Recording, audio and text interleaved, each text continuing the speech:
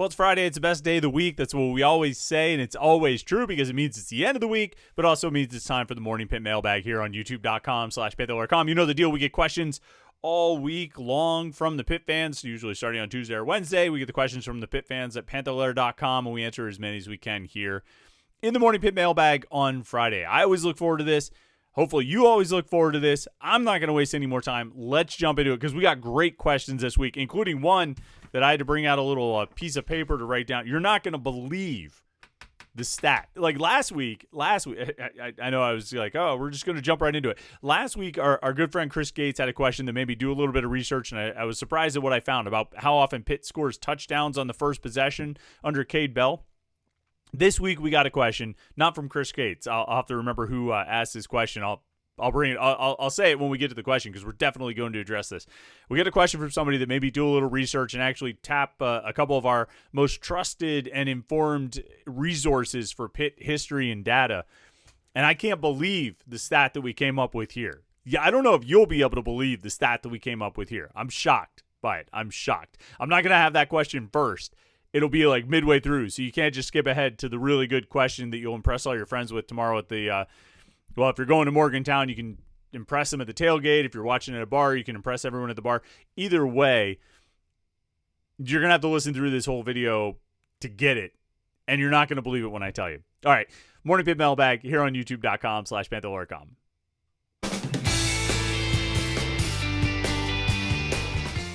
Yeah, it's Friday. It's the Morning Pitt Mailbag, youtube.com/Panther-Lair.com. Don't need to waste much time. We'll jump right into it because we actually had questions left over from last week that I wanted to start with before we get into the questions this week. The one that I was talking about, the unbelievable stat, that was a question from this week, so we'll get to that in a little bit. But I don't really want to waste much time, so like the video and subscribe, and we can move on.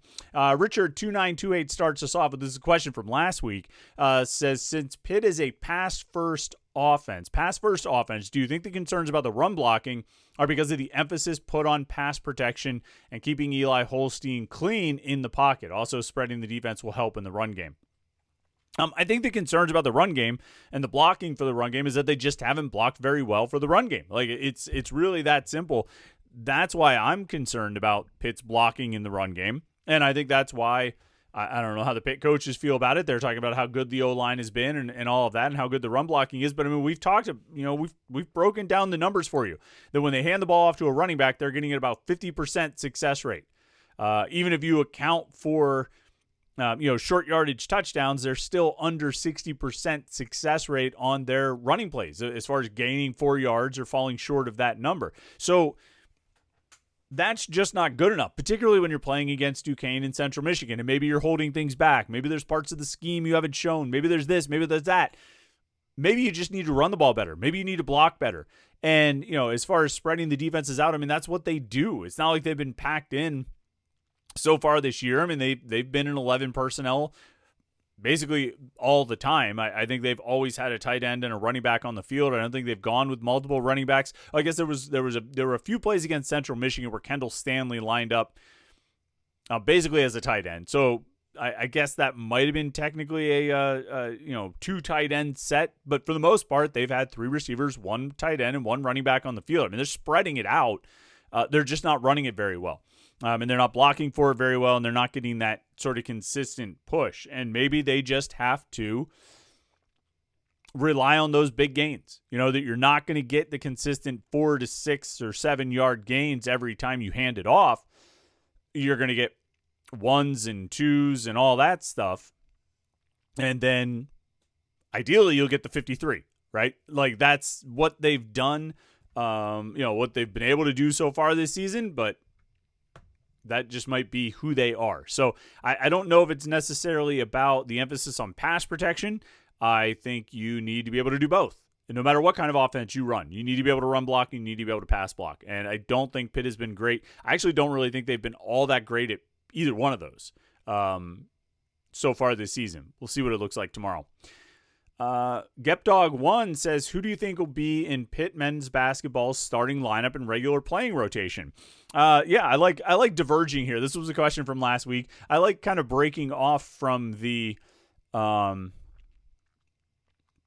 getting a basketball question in here. Still a little while until the basketball season starts, but I like having a little bit of mixing it up a little bit. I think the starting lineup, my guess is it's going to be DeMarco Minor as the point guard, Brandon Cummings as the 2, Barry Dunning Jr. as the 3. I think Cam Corrin will start at the 4, and Deshaun Jackson will start at the 5. I think Roman Cialepa will be in. I think Noyes Andrositis will be in.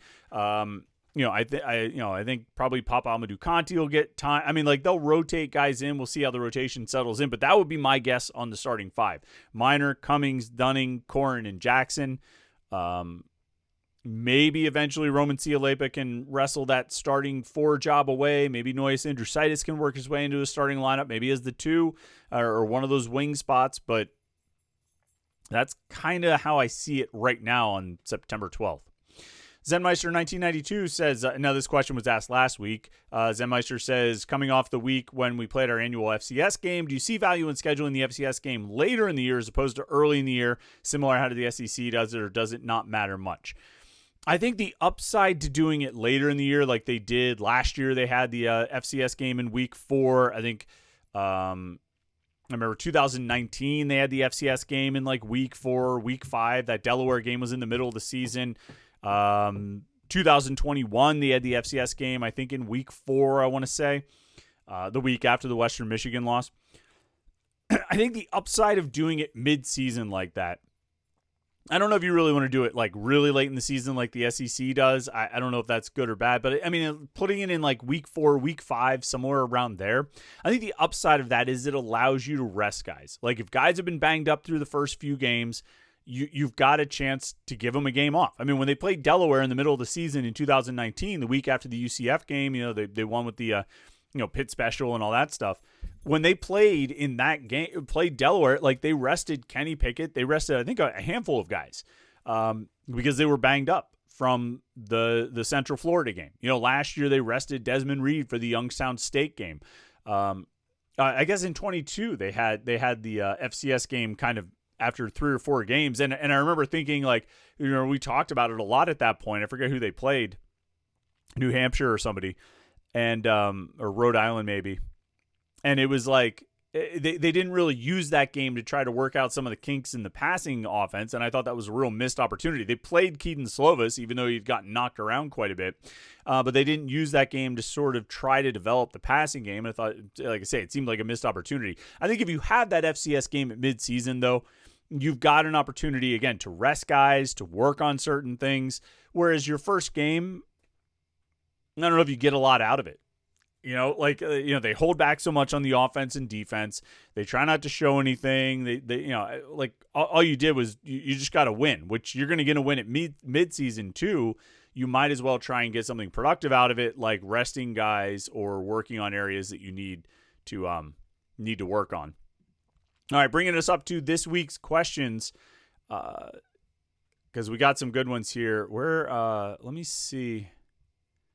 Oh man, we got a ways to go till we get to the really good one. I still can't believe this. All right, Nomar16 says, do you think if Eli Holstein were to be out for an extended period of time, knock on wood, they would look at giving Mason Heinchel a shot, even though Cole Gonzalez is second on the depth chart? Also, who do you think the top reserve on both sides of the ball? I don't know what they would do with the quarterback situation. I think Cole Gonzalez is the short-term fill-in for sure. I think if you run into a situation where, say, Eli Holstein's helmet comes off or he gets banged up and he's got to come out for a couple plays or something like that, I think that Cole Gonzalez would be that next guy in. The bigger question is if they run into a situation like last year where Eli Holstein's going to be out for an extended period of time. Maybe he's out for the season. There's still 3 or 4 games left, whatever it might be. What do you do then? I think, particularly depending on how the season is gone, you go with the guy who gives you the best chance to win. And if they feel like that's Cole Gonzalez, then that would be the guy they go with. I'm all for seeing Mason Heinchel. I thought he looked pretty good against Central Michigan, but I also thought Cole Gonzalez looked pretty comfortable against Duquesne as well.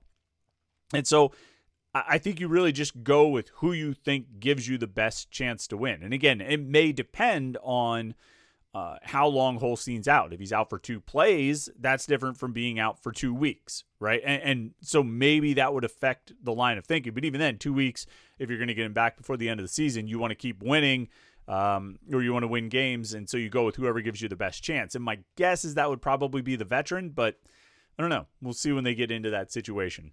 If they get into that situation. They don't have to get into that situation. They are more than welcome to avoid the situation of a quarterback injury. So we'll see what happens if they get into that situation. Jay Lazinger says, if Pitt wins all of its games outside of Miami, Notre Dame, and Florida State and wins one of those three, do you think Pitt has a shot at the playoff even without an ACC title game appearance? So if Pitt goes 1-2 against Miami, Notre Dame, and Florida State is what you're saying, and wins every other game, that would put them at 10-2 on the season, right? If you know, I think there's a couple things here. And I know you said without an ACC title game appearance, I know that's essential to the hypothetical here. But, you know, if you go 1-2 against Miami, Notre Dame, and Florida State, it's conceivable that you could have one loss. You know, Notre Dame could be one loss, and then, you know, Miami and Florida State would provide the other loss, in which case you would be 7-1 in the ACC.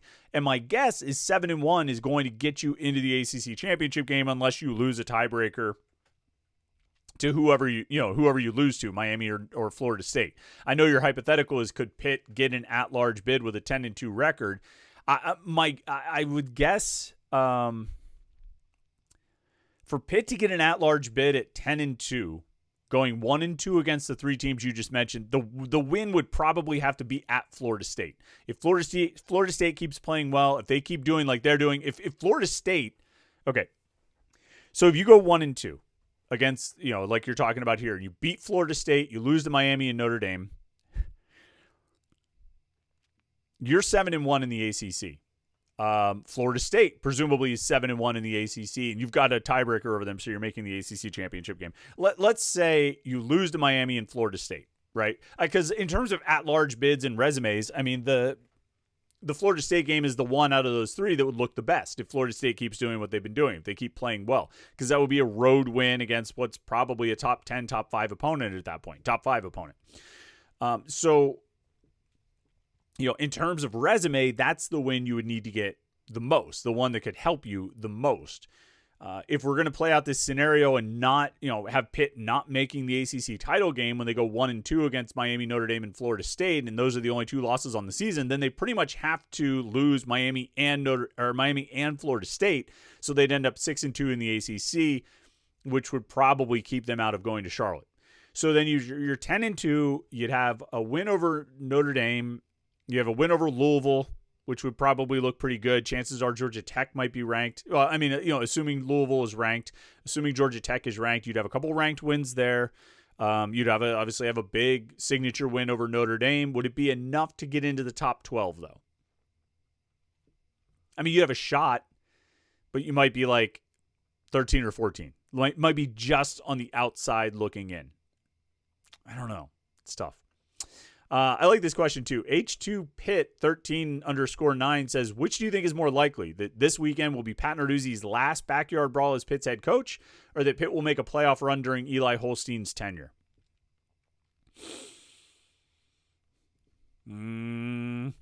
Probably, like, of those two options, if it's one thing or the other, either this is Narduzzi's last backyard brawl as Pitt's head coach, or that Pitt will make a playoff run with the Eli Holstein, the more likely option there is probably that this is Narduzzi's last year, you know, last backyard brawl as the Pitt's head coach. Because, like, Eli Holstein, I like, conceivably, you know, I'm looking at it as there's this year, and I'm not really thinking of Eli Holstein being at Pitt beyond next year. I'm really not, because if he plays well this year and next year, then he'll go to the NFL. If he doesn't play well next year or this year, he'll be, you know, replaced, and then he'll probably transfer. And that's not like some reflection on Eli. It's just the natural way of things in college football, right? Like, he would probably go into the transfer portal. And so, you know, a playoff run during Eli Holstein's tenure, my guess is you're not going to see that. And so it's probably more likely that this is Pat Narduzzi's last backyard brawl as Pitt's head coach. Now, that means that at some point in the next 3 years, he decides not to be Pitt's head coach, or someone else decides for him that he won't be Pitt's head coach, which seems like a real possibility. Smenges says Rich Rodriguez was within an eyelash of immortality prior to his last backyard brawl, and his career has been a bit of a death spiral since. Was his early West Virginia success a fluke that isn't likely to be replicated at West Virginia? I wouldn't call it a fluke, because, like, you know, Rich Rodriguez came into West Virginia with a plan, with an offense and found the exact right players to run that offense with Pat White and Steve Slayton, particularly those two guys. Like, he found the guys that were perfect for his offense, and that's not a fluke. And they did it. You know, Pat White was 4-0 as a starting quarterback in bowl games. Like, they did it year after year after year under Rich Rodriguez. You know what I mean? Like, it's not a fluke. I know Rich Rod wasn't the head coach for all of those bowl games that Pat White won, but I don't think it was a fluke. Can it be replicated? Probably not, because like, is that perfect storm of a perfect marriage of player and system going to happen again? Is he going to find another Pat White? I don't know. And like, that kind of offense, it was, you know, that was something people weren't really seeing, you know, even though it had some of its roots in, you know, triple option or veer or whatever it might be, which are, you know, old offenses. Pat, you know, or Rich Rodriguez had new ways of going about it. And it was sort of unexpected and, you know, I wouldn't say revolutionary because it had so many roots in old offense, but like, it was pretty unique. And so I think it would be hard to replicate that perfect storm, but I would not call what he did during his first West Virginia tenure a fluke, not in the least. MGH421 says, do you think Kade Bell would ever use Desmond Reed and Joels Goff in the backfield at the same time, or split Reed out in the slot? That could create some difficult matchups with Eli's legs. Two running backs on the field, probably not. I don't think we'll see that more than maybe a handful of times, if that. Reed splitting out in the slot or going out wide, yeah. I mean, I think we've seen that. I think we saw it this year. I mean, we've seen them run empty sets probably in every game since Kade Bell got here, where Desmond Reed is either out wide, usually out wide. I don't think we've seen him in the slot as much. It's usually, you know, he'll go in motion and go out wide in the formation, and Eli Holstein's back there by himself. We don't see as much two backs. I think Kade Bell likes to spread things out as much as he can. And I think Kade Bell feels like the more guys you put in the backfield, the more it allows the defense to sort of pack in against you. I think in these first two games, it's been interesting to see how often the tight ends have lined up in the backfield. I think we've seen more of that than we saw, like, maybe all of last year. I'd have to go back and compare the numbers, but that's how it sort of feels to me. So I don't think you'll see that as much of two running backs in the backfield. But as far as a running back going out wide or going in the slot, yeah, absolutely. That's part of this offense. They do it quite a bit, and I think you'll see it tomorrow. Let's see. Ray H2P, we're almost to the good question. It's one more question. It's the next one after this. It'll be our final question. I made you wait all the way to the end. That's awesome. Ray H2P asks, I know that recruiting is all about how much a recruit will get paid, but at one time, Pitt prioritized their life skills program. Does it still exist? And if so, is it even relevant in today's recruiting? I'm going to bring up, I should have had this open prior, but I'm going to bring up the staff directory on Pitt's official website, the Pitt Athletics website. And I'm going to look up the life skills program, okay? Because this is relevant. The Kathy and John Pelusi family life skills program. If you look at the staff directory, there are 4 people listed in this department, life skills. 5, it might have been like 7 or 8 years ago, I think. I wrote an article on the life skills program when Penny Samaya, the former Pitt offensive lineman, was heading the department, and there was a lot of commitment and support for it. And like, there were probably 8 or 9 people in the department at that point, and they were really, really good. Like, Penny is really, really good at that job. And the people he had working with him and for him were really, really good. And it was absolutely an asset in recruiting. And the kids talked about it, and their parents talked about it, and the impression that Penny and his staff made on the recruits, they landed kids.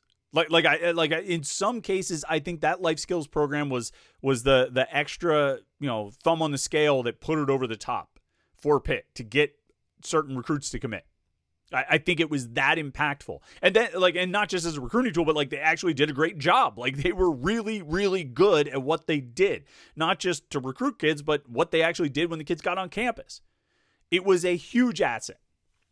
Now there's 4 people in the department. And I think those 4 people probably do a really good job. I think they work really hard. But it's tough for me not to think that program has been de-emphasized. And it's not to the betterment of Pitt, and it's not to the betterment of the Pitt student athletes, and it's not to the betterment of anyone's championship experience at the University of Pittsburgh. And I think it's a real shame. It's a shame that department has shrunk. It's a shame that their impact has lessened. And it's a shame that they're not getting, from looking at the staff directory, and I'm just going off the staff directory and some things that I've heard, like, it's a shame that they're not getting the support that they once had, that they need and that they deserve, and that the student athletes deserve. The student athletes deserve to have that life skills program vital and robust. And it's a shame. It really is a shame to see what's become of that group. I hope that can be a priority, but hey, who makes money, right? Who brings money into the university? Who brings money into the athletic department? That's who will get the support. And maybe life skills doesn't generate enough revenue. I don't know. That's just me spouting off about that. But I do. They should be supporting that department and program. All right, final question. The RVS asked this question, and this is great just because I had to look it up. Share this stat with your friends because it's remarkable, and you'll sound really smart unless they also listen to this mailbag, and then they'll say, I already heard that. Don't tell me things I already know. The RVS asked the question, what quarterbacks started their Pitt careers 2-0 versus West Virginia?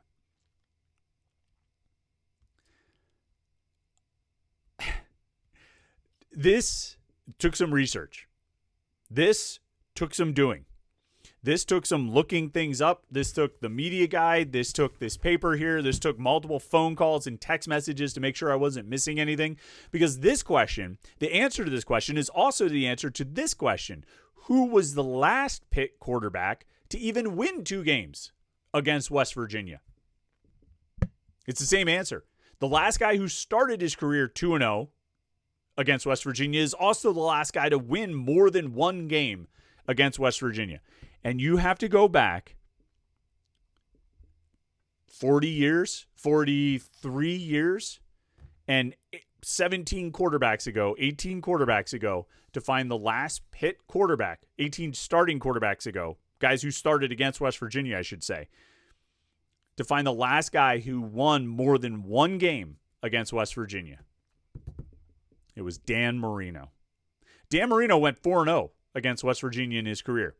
Since then, no Pitt starting quarterback has won more than 1 game. John Kingemi, Sal Ganilla, Alex Van Pelt, David Priestley, Pete Gonzalez, Tyler Palco, Bill Stahl, Pat Bostic, Keaton Slovis, Eli Holstein, they've all won 1 game. 1 game against West Virginia. That is remarkable. 43, what was Marino's last year? 1982? 43 years ago. You have to go back 43 years and 17 starting quarterbacks to find the last guy who won multiple games against West Virginia.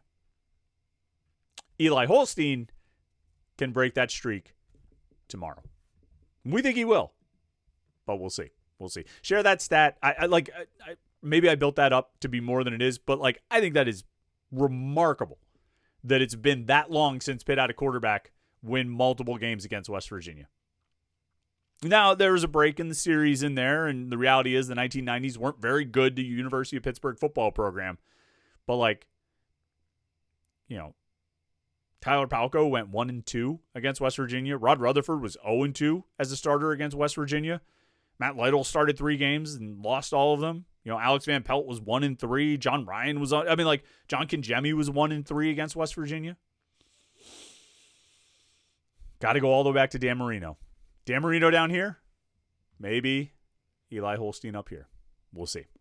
All right. Make sure you like this video, share that stat, subscribe to our YouTube channel, youtube.com/Panther-Lair.com. We'll be live right here tomorrow night after the West Virginia game ends, pretty much as soon as it ends, maybe just a few minutes afterwards, so somewhere around 7:30, something like that. We will be live. We'll have the whiskey and the hot takes, and we'll be talking about Pitt against West Virginia. I look forward to it. Hopefully you can join in too. We'll have a conversation about the backyard brawl, what we think, and whether Eli Holstein has joined the ranks of Dan Marino as a Pitt quarterback having multiple wins against the Mountaineers. I still can't get over that stat. shocking to me. All right. Thanks for tuning in today. Thanks for tuning in all week. We appreciate it. Hope you have a great Friday. Enjoy the Backyard Brawl tomorrow, and we will talk to you after the game tomorrow night on the Panther-Lair post-game show right here on youtube.com/Panther-Lair.com.